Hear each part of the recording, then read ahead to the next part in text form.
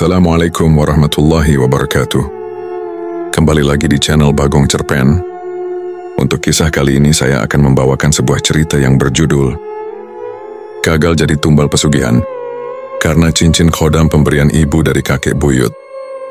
Sebelum kita lanjut ke ceritanya, tekan dulu tombol like video ini. Dan jangan lupa tekan juga tombol subscribe channel ini. Nyalakan juga lonceng notifikasinya agar tidak ketinggalan cerita-cerita lainnya dari channel ini. Dan seperti apa untuk kisah kali ini, langsung saja kita masuk ke ceritanya. Adi Julianto duduk di teras rumahnya, memandangi jalanan kampung yang sepi. Di tangannya, ada tumpukan amplop lamaran kerja yang sudah ia kirim ke berbagai pabrik selama setahun terakhir. Namun tak satu pun yang membalas. Kenapa susah banget cari kerja ya? Gumamnya sambil menghela napas panjang. Di rumahnya yang sederhana, ibunya, Bu Sumarni, datang membawa secangkir teh hangat. Sabar le Gusti Allah, mesti duwe rencana, kata ibunya mencoba menenangkan. Iya Bu, tapi aku sudah kirim lamaran kemana-mana kok nggak ada yang nerima ya.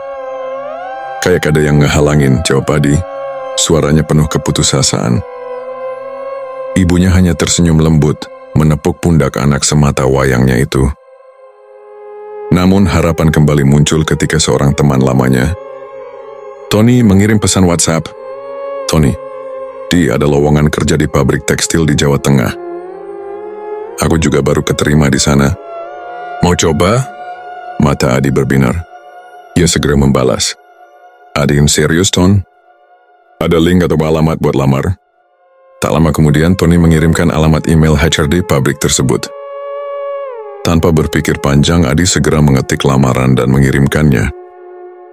Adi sedang membantu ibunya di dapur ketika ponselnya bergetar. Nomor tak dikenal muncul di layar. Halo, dengan Adi Julianto? Suara di ujung telepon terdengar resmi. Iya, betul Pak. Kami dari pabrik tekstil PT Samudra Jaya. Lamaran Anda sudah kami terima. Bisakah Anda datang untuk interview besok pagi? Hati Adi berdegup kencang. Ia tak menyangka akan mendapat panggilan kerja secepat ini. Siap, Pak. Saya pasti datang. Setelah telepon ditutup, Adi bersorak kecil. Aku dipanggil wawancara. Teriaknya sambil tersenyum lebar. Ibunya yang sedang mencuci piring langsung menoleh dan tersenyum bangga. Alhamdulillah, Le. Hati-hati besok ya. Semoga lancar. Pagi-pagi sekali Adi sudah bersiap. Ia mengenakan kemeja putih bersih dan celana bahan hitam yang disetrika rapi. Dengan sedikit tabungan yang ia punya, ia naik bus menuju pabrik yang berlokasi di Jawa Tengah. Begitu tiba di gerbang pabrik, suasana terasa berbeda. Bangunannya besar dan megah, tetapi ada hawa yang membuat bulu kuduknya merinding sesaat. Namun Adi mengabaikannya. Di ruang tunggu ada beberapa pelamar lain yang duduk menunggu giliran. Tak lama kemudian, seorang pria berseragam dengan name tag bertuliskan, Pak Surya memanggil namanya. Adi Julianto? Saya Pak. Adi berdiri dan mengikuti pria tersebut masuk ke ruangan wawancara. Di dalam ada 3 orang pewawancara, 2 pria dan 1 wanita. Salah satu pria, yang tampaknya adalah kepala HRD, mulai bertanya. Ceritakan tentang diri Anda. Adi menjawab dengan lancar, menjelaskan pendidikannya di SMK dan pengalaman magangnya dulu. Kenapa Anda ingin bekerja di sini? Saya ingin mencari pengalaman dan berkembang di industri tekstil, Pak. Saya juga sangat membutuhkan pekerjaan ini untuk membantu keluarga saya. Adi menjawab semua pertanyaan dengan jujur. Para pewawancara saling pandang dan mengangguk kecil. Wawancara berlangsung sekitar 20 menit. Setelahnya Pak Surya mengantar Adi keluar. Baik Adi, nanti kami hubungi hasilnya. Tapi kalau boleh jujur, saya rasa kamu punya peluang besar. Adi tersenyum penuh harap. Terima kasih banyak Pak. Saat sedang makan siang, ponselnya kembali berdering. Kali ini, kabar yang ditunggu-tunggu akhirnya datang. Selamat Adi Julianto, Anda diterima bekerja di PT Samudra Jaya. Bisa mulai minggu depan? Jantung Adi berdegup kencang. Ia hampir tak percaya. Bisa, Pak. Terima kasih banyak. Setelah telepon ditutup, Adi bersujud syukur. Akhirnya, Bu, aku dapat kerja, katanya dengan mata berbinar. Ibunya tak bisa menyembunyikan kebahagiaannya. Namun di balik kegembiraan itu, Adi tidak tahu bahwa ada sesuatu yang mengintainya. Pabrik tempatnya bekerja menyimpan rahasia kelam. Adi Julianto sedang merapikan barang-barangnya di dalam tas ransel. Ia akan berangkat ke Jawa Tengah untuk mencari kontrakan di dekat pabrik tempatnya bekerja. Ia ingin tinggal lebih dekat, agar tak perlu bolak-balik dari kampungnya yang jauh. Saat ia bersiap-siap, ibunya datang dengan wajah sedikit serius. Di tangannya ada sebuah kotak kayu kecil yang tampak kuno. Nak, sebelum kamu pergi, ibu ingin memberimu sesuatu, kata ibunya sambil membuka kotak itu. Di dalamnya, terdapat sebuah cincin perak dengan ukiran yang terlihat tua. Adi mengambilnya dan memperhatikannya dengan seksama. Ada semacam motif aneh yang melingkar di sekelilingnya, seperti aksara kuno. Cincin apa ini, Bu? Tanyanya penasaran. Ibunya tersenyum tipis. Ini adalah warisan dari kakek buyutmu. Cincin ini sudah ada di keluarga kita sejak lama. Simpanlah baik-baik, Nak. Cincin ini bisa melindungimu dari mara bahaya. Adi sedikit ragu. Ia bukan tipe orang yang percaya hal-hal mistis. Tapi melihat keseriusan ibunya, ia tak ingin menolak.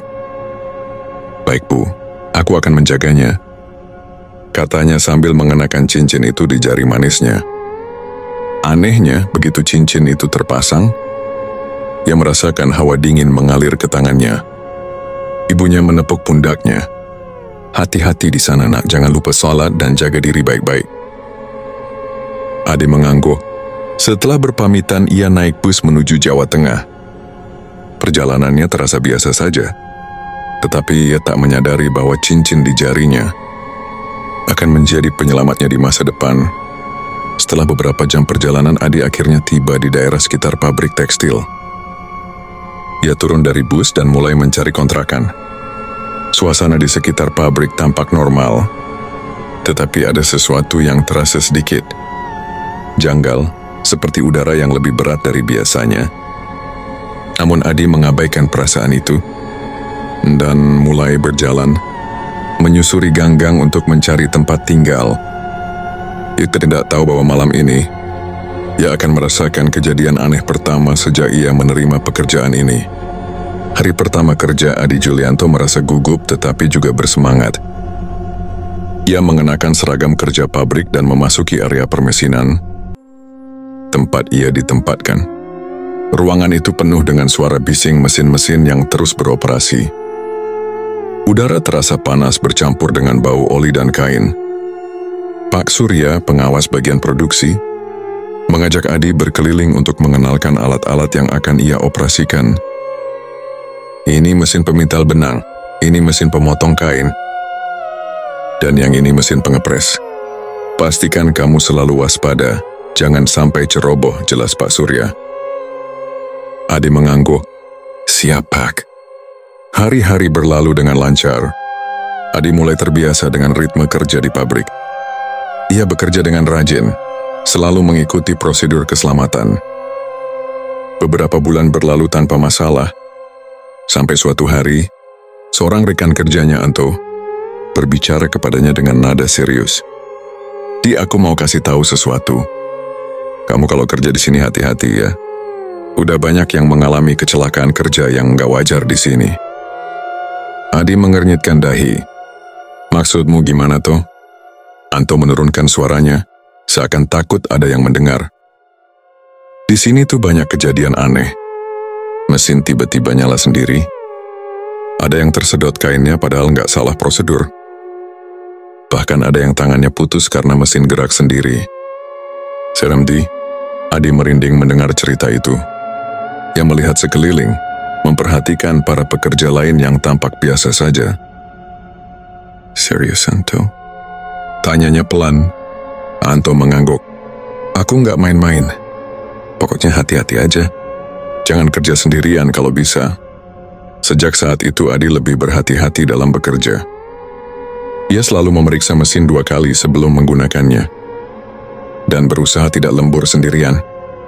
Yang kemudian semuanya masih terasa normal. Sampai suatu malam, kejadian mengerikan terjadi. Malam mencekam di pabrik. Hari itu pabrik masih beroperasi seperti biasa. Beberapa pekerja ada yang mengambil lembur. Termasuk seorang pria bernama Roni, bukan Anto yang memberi peringatan sebelumnya. Saat itu Adi sedang di ruang istirahat ketika tiba-tiba terdengar suara jeritan dari dalam area permesinan. "Ah! Tolong!" Seluruh pekerja langsung berhamburan ke arah suara itu. Adi berlari bersama yang lain dan menemukan pemandangan yang mengerikan. Roni tergeletak di lantai, tubuhnya berlumuran darah. Yang lebih mengerikan lagi, salah satu mesin pemotong kain yang seharusnya mati bergerak sendiri, seakan baru saja memakan korbannya. Pak Surya datang dengan wajah panik. "Matikan mesinnya. Cepat panggil ambulans." Beberapa pekerja langsung mematikan saklar listrik, tetapi anehnya, mesin itu masih bergetar selama beberapa detik. Sebelum akhirnya benar-benar berhenti, Adi menatap pemandangan itu dengan wajah pucat. Jantungnya berdetak kencang. "Mesin itu harusnya mati tadi kan?" bisiknya pada Anto yang juga tampak ketakutan. Anto menelan ludah. "Aku udah bilang ada yang nggak beres di pabrik ini." Malam itu ambulans datang dan membawa Roni dalam keadaan kritis. Para pekerja gemetar ketakutan, sementara Adi mulai menyadari bahwa pabrik ini menyimpan sesuatu yang jauh lebih menyeramkan dari yang ia bayangkan. Sesuatu yang tak kasat mata, yang mengintai mereka dalam kegelapan. Setelah kejadian mengerikan itu, suasana di pabrik menjadi lebih tegang. Para pekerja mulai membicarakan insiden tersebut dalam bisik-bisik. Mereka tidak secara terang-terangan membahasnya di depan atasan, tetapi di antara mereka sendiri, desas-desus mulai menyebar. Di ruang istirahat, Adi duduk bersama Anto dan beberapa pekerja lain. Mereka masih membahas kejadian malam itu. "Aku heran kok bisa mesin yang mati tiba-tiba jalan sendiri," gumam seorang pekerja bernama Sardi. "Anto, yang sejak awal sudah curiga dengan pabrik ini, mendengus pelan. Kalau cuma sekali sih mungkin bisa dibilang kecelakaan. Tapi ini sudah berkali-kali. Aku nggak kaget kalau ini bukan kejadian biasa." Adi menatapnya serius. "Maksudmu?" Anto menoleh ke kanan dan kiri, memastikan tak ada mandor atau orang yang bisa mendengar. Sebelum berbicara lebih pelan, "Kamu tahu nggak, ada yang bilang kalau pemilik pabrik ini pakai pesugihan." Adi terdiam. "Pesugihan?" Sardi mengangguk ikut menimpali. "Iya, katanya dulu pabrik ini hampir bangkrut. Tapi tiba-tiba, dalam waktu singkat, produksi meningkat, orderan membludak, dan pabrik jadi makin besar. Tapi sejak saat itu juga sering ada kejadian aneh di sini." Adi mulai merasakan bulu kuduknya meremang. Jadi, korban kecelakaan kerja yang nggak wajar itu bisa jadi tumbal, potong Anto cepat. Setiap beberapa bulan pasti ada kejadian. Dan anehnya, nggak pernah ada tuntutan hukum dari keluarga korban. Seolah-olah semuanya ditutup rapat. Seorang pekerja lain yang lebih tua, Pak Rashid, menghela napas dalam. "Dulu sebelum kalian masuk ada juga kejadian serupa. Yang paling aneh ada pekerja yang tiba-tiba menghilang begitu saja. Nggak ada yang tahu kemana perginya. Besoknya keluarganya dibilang kalau dia resign. Padahal nggak ada tanda-tanda dia mau berhenti kerja." Adi merasa perutnya mual. Ia mengingat kembali cincin yang diberikan ibunya. Apakah semua ini ada kaitannya? Anto menepuk pundaknya pelan. "Pokoknya hati-hati aja. Aku nggak mau kamu jadi korban selanjutnya." Adi mengangguk pelan.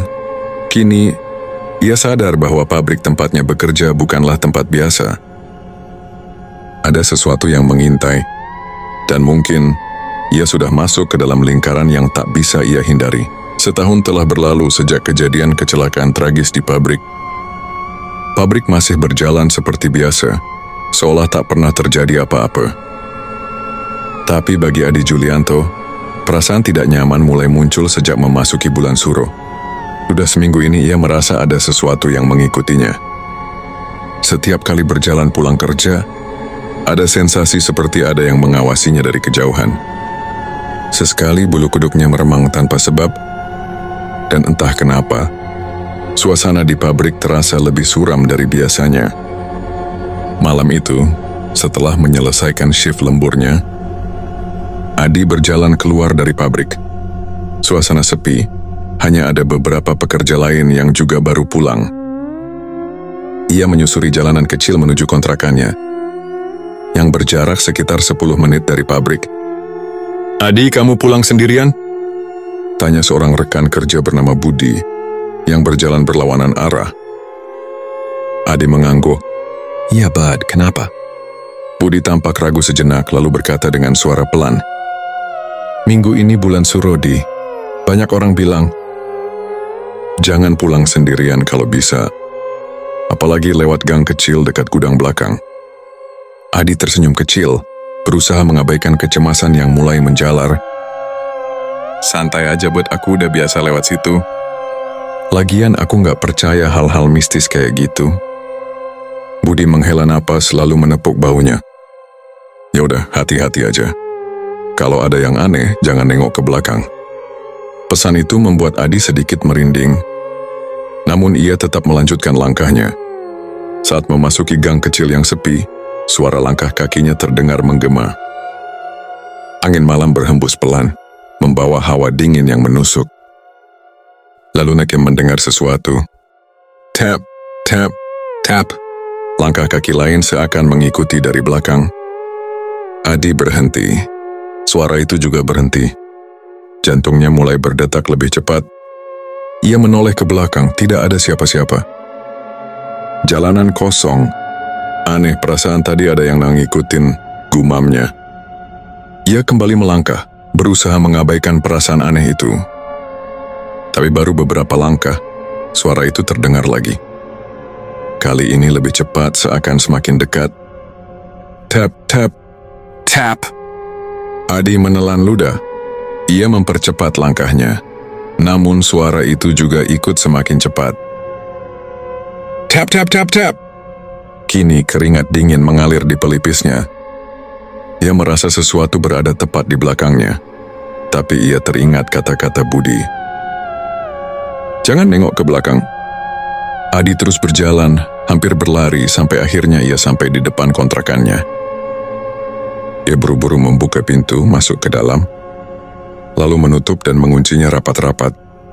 Ia bersandar di pintu, mencoba menenangkan napasnya. Sial, apa tadi? Perasaan aja kali ya. Namun belum sempat ia benar-benar tenang. Tok, tok, tok. Suara ketukan terdengar dari jendela kamarnya. Adi membeku. Jendelanya ada di lantai 2. Tidak mungkin ada orang yang bisa mengetuk dari luar. Dengan jantung berdegup kencang, ia perlahan menoleh ke arah jendela. Di balik kaca ada bayangan samar. Sosok itu tinggi tetapi wajahnya kosong, tanpa mata, tanpa hidung, tanpa mulut. Adi terpaku, tubuhnya terasa kaku. Lalu sosok itu menggerakkan tangannya, mengetuk jendela sekali lagi. Tok, tok, tok. Adi langsung menarik selimut, memejamkan mata dan membaca doa dalam hati. Napasnya memburu, tubuhnya gemetar. Ketika ia membuka mata lagi, sosok itu sudah menghilang. Tapi perasaan tidak nyaman itu tetap ada. Dan entah kenapa cincin pemberian ibunya terasa lebih dingin di jari manisnya. Keesokan harinya, Adi bekerja seperti biasa. Pekerjaan di bagian permesinan pabrik tekstil memang melelahkan, tapi ia sudah mulai terbiasa. Namun kali ini ada yang berbeda. Ia dijadwalkan untuk lembur hingga larut malam. Waktu terus berlalu, dan malam pun semakin dalam. Saat melihat jam di dinding, Adi menyadari bahwa waktu sudah menunjukkan pukul 22 malam. Pabrik terasa lebih sunyi dari biasanya. Hanya ada beberapa pekerja lain yang juga lembur tetapi mereka sibuk dengan pekerjaan masing-masing. Sambil membersihkan beberapa komponen mesin, Adi menghela napas panjang. Udah malam aja. Kayaknya kalau terus-terusan lembur gini, badan bisa rontok, gumamnya. Seorang rekan kerja bernama Tony, yang juga masih di pabrik, menoleh ke arahnya. Biasa namanya juga kerja di pabrik. Kalau nggak kuat lembur, ya bisa-bisa dicap malas. Ujarnya sambil tersenyum tipis. Adi hanya mengangguk kecil. Namun tiba-tiba, ceklek, ceklek, ceklek. Lampu di dalam pabrik mulai berkedip-kedip. Kadang mati, lalu menyala lagi, berulang kali dalam jeda beberapa detik. Tony mengernyitkan dahi. Listriknya kenapa ya? Adi ikut menatap ke atas. Perasaan tidak enak mulai merayapi tubuhnya. Biasanya kalau mati lampu sekalian mati total. Ini kok malah kayak kedip-kedip gini? Ujarnya pelan. Saat ia sedang berpikir, tiba-tiba muncul sesuatu di sudut pabrik. Terlihat sebuah bayangan hitam besar berdiri tegak. Sosoknya samar namun jelas memiliki bentuk menyerupai manusia. Adi merasakan hawa dingin menjalar dari ujung kaki hingga ke tengkuknya. Astagfirullah. Apa itu? Bisiknya dengan suara bergetar. Namun sebelum ia sempat berpikir lebih jauh, duar, seperti ada kekuatan tak kasat mata yang mendorongnya kuat ke belakang. Brak. Tubuh Adi terpental dan jatuh ke lantai. Tepat di dekat mesin yang sebelumnya ia bersihkan. Saat ia membuka mata dan mencoba bangkit, jantungnya hampir copot. Mesin yang tadinya mati kini menyala dengan sendirinya. Gerak, gerak. Suara mesin berputar terdengar begitu keras. Angin panas yang keluar dari putaran komponen itu terasa menyengat wajahnya. Tolong, hei, ada yang bisa bantu? Adi berteriak panik. Namun pekerja lain di sekitarnya hanya berdiri diam, tanpa ekspresi. Seolah mereka semua kehilangan kesadaran, mata mereka kosong. Tubuh mereka tidak bergerak sedikit pun. Adi mencoba mundur, tapi tubuhnya terasa berat, seperti ada sesuatu yang menekannya ke bawah. Lalu, cincin pemberian ibunya tiba-tiba mulai bergetar. Kilatan cahaya redup keluar dari cincin tersebut. Awalnya kecil, lalu semakin terang. Cahayanya menyelimuti tangan Adi, kemudian perlahan membentuk sosok yang muncul dari dalamnya. Sebuah sosok laki-laki berjubah putih, tinggi, berjenggot panjang, dan mengenakan sorban di kepalanya, muncul dari cahaya itu. Sorot matanya tajam dan penuh wibawa. Sosok tersebut menatap langsung ke arah bayangan hitam besar yang masih berdiri di sudut ruangan. Dua sosok itu berdiri berhadapan di tengah pabrik yang mencekam. Sosok bayangan hitam besar itu mengeluarkan aura gelap yang menyelimuti sekitarnya. Sementara sosok berjubah putih dengan sorban yang keluar dari cincin, Adi bersinar dengan cahaya lembut namun tegas. Udara di dalam pabrik terasa semakin dingin. Pekerja lain yang masih ada di sana tetap diam, seperti patung tanpa kesadaran. Seketika, bayangan hitam itu melesat ke arah sosok berjubah putih. Dem! Benturan energi terjadi, membuat beberapa alat di pabrik berguncang. Adi yang masih terduduk di lantai terkejut dan gemetar, tetapi ia tidak tinggal diam. Dengan sisa tenaga, ia mulai membaca doa sebanyak yang ia bisa. Auzubillahi minasyaitonirrajim. Bismillahirrahmanirrahim. Tangannya bergetar, tetapi mulutnya terus melantunkan doa. Ia tidak tahu doa mana yang paling tepat, tetapi ia membaca semua yang ia hafal. Ayat kursi, Al-Falaq, An-Nas, dan lainnya. Sementara itu, pertempuran antara dua makhluk tak kasat mata itu semakin sengit. Bayangan hitam itu mengeluarkan suara geraman mengerikan. Ia mengayunkan tangannya yang panjang ke arah sosok berjubah putih. Namun sosok berjubah putih menghindar dengan cepat dan melancarkan pukulan ke arah dada bayangan tersebut. Blar! Suara ledakan energi terdengar. dan bayangan hitam itu terdorong ke belakang, nyaris menabrak mesin yang masih menyala sendiri. Namun Nishan tidak menyerah. Dengan cepat makhluk itu bangkit lagi. Kali ini mengeluarkan aura yang lebih pekat dan mengancam. Sosok berjubah putih itu tetap berdiri tenang, seperti tidak tergoyahkan. Ia menengadahkan satu tangannya, dan cahaya terang mulai menyelimuti tubuhnya. Allahu Akbar. Dalam sekejap, cahaya dari tubuh sosok berjubah putih itu melesat ke arah bayangan hitam, menghantamnya dengan kekuatan luar biasa. Bayangan hitam itu meraung kesakitan. Tubuhnya yang semula kokoh mulai bergetar dan memudar perlahan. Ia mencoba melawan tetapi semakin lama semakin melemah. Hingga akhirnya, wush! Bayangan hitam itu menghilang sepenuhnya, lenyap tanpa jejak. Mesin yang tadi bergerak sendiri langsung berhenti. Lampu yang semula berkedip kini kembali normal, menerangi ruangan dengan tenang. Para pekerja yang tadi seperti patung tiba-tiba tersadar. Mereka tampak kebingungan, seperti tidak tahu apa yang baru saja terjadi. Adi masih duduk di lantai, napasnya terengah-engah. Tangannya masih gemetar, tetapi ia merasa beban besar telah diangkat dari tubuhnya. Sosok berjubah putih itu berbalik menghadap Adi. Dengan sorot mata yang penuh wibawa, ia menundukkan kepala sedikit, seperti memberi penghormatan. Kau telah selamat, anak muda, suaranya dalam dan menenangkan. Teruslah berpegang pada imanmu. Jangan takut karena kau selalu dalam lindungannya. Setelah mengatakan itu, tubuhnya perlahan memudar menjadi cahaya dan kembali masuk ke dalam cincin di tangan Adi. Wush! Cincin itu kembali hening dan dingin, seperti tidak pernah terjadi apa-apa.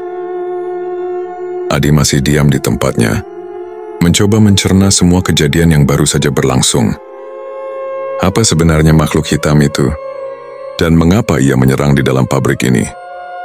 Pertanyaan demi pertanyaan memenuhi benaknya.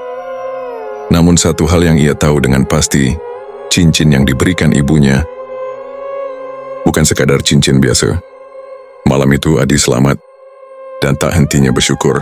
Keesokan harinya, setelah kejadian mengerikan di malam lembur itu, Adi, Julianto, dan Tony sama-sama merasa tidak tenang. Mereka berdua saling bertukar cerita pagi itu di kantin pabrik saat jam istirahat. Ton, gue udah nggak sanggup kerja di sini lagi, ucap Adi dengan wajah serius. Tony mengangguk. Gue juga, Di. Semalam gue kayak hilang kesadaran pas kejadian itu. Begitu sadar, gue tiba-tiba udah berdiri di tempat lain tanpa tahu apa yang terjadi. Adi menghela napas panjang. Udah banyak kejadian aneh di sini. Gue nggak mau nyari masalah. Gue mutusin buat resign aja.